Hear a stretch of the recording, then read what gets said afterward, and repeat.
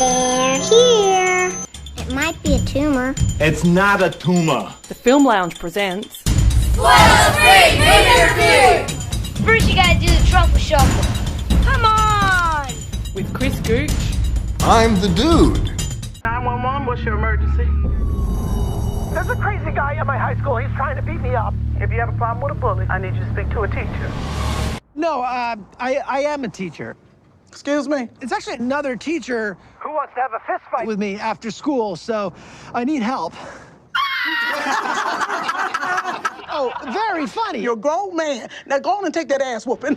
I know that some people's dream would be punch actor Charlie Day in the face. However, because Make-A-Wish Foundation don't have that as an option, the next best thing might be to get Ice Cube to do it for you in the new movie about teachers with poor interrelationship skills in Fist Fight. Why? Are you trying to pick a fight with me, man? These students shit on this school all day. You think this is funny? I'm gonna show you what's funny. You ratted on me. He did it. Now you got to pay the price.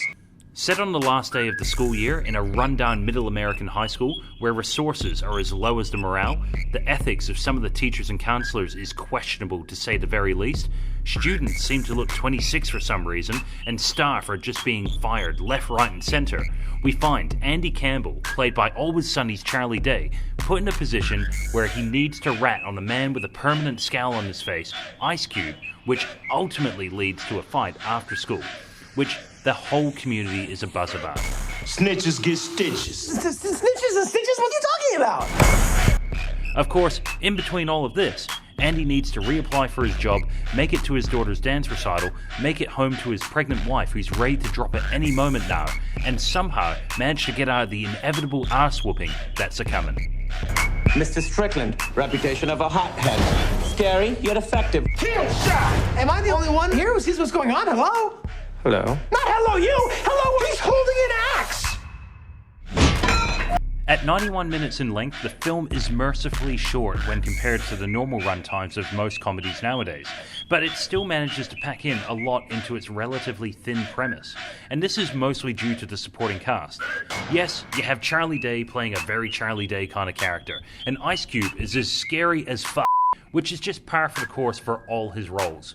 You have Gillian Bell of Workaholics and 22 Jump Street fame, playing essentially the same character she plays in both those series.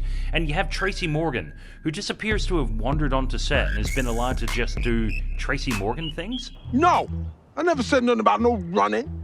Who's you, Seabiscuit? The cast ad-libs and provides the usual random crudeness, which is certainly funny, if not just a little repetitive of, well, every frigging American comedy in the last decade and a half. Don't get me wrong, I'm a big fan of all the cast, but they all just seem to be in cruise control mode when it comes to the characters that they play. It would just be good to see the actors mix it up a little bit with their characters. Ollie, you're the guidance counselor. You're not doing meth again, right? Yeah, just a little bit. Don't do meth. Because it's a gateway. It's the finish line. Now, the fight itself pulls a lot of inspiration from other famous fight scenes, such as Clint Eastwood's Any Which Way But Loose and the forever awesome fight between the late great Rowdy Roddy Piper and Keith David in the movie They Live. However, the fight itself easily succumbs to cliche, just like every other aspect of the film. As mentioned before, without spoiling how any moment ends, you have a job interview, a dance recital, an impending birth, along with the promised fistfight, and without seeing any of the film, you already know how each of those scenes is going to end. The same can be said for many of the visual gags in the film. You just know that two boys pushing around lawnmowers on a football field during end-of-year prank day is going to lead to only one thing. You guys said Strickland was gonna fight Campbell? Yeah, he's gonna whip him bad. Without a doubt. Once again, the cast are good, and I'm a big fan of Charlie Day. I think he's got that manic energy that just makes him a modern-day Bobcat Goldthwait. However, all his time on Always Sunny in Philadelphia has probably ruined people's expectations for his film work. When you have a show like Always Sunny, where the characters can be really dark and f***ed up and pretty much anything goes, the characters on the big screen just feel like a step back from that because it all feels too safe. Now, I'm not wanting to labor on the actors in cruise control complaint too much, but I really feel that this is what keeps this film from being truly memorable. Each actor plays the same character they always play, and their comedy and choices stay very much in line with their USP. A very risk-averse approach. Just for example, the film features Christina Hendricks and is completely underutilized as a French teacher who is more than a little disturbed. However, you can remove all her small little scenes from the film and it would not have any impact on the film's story.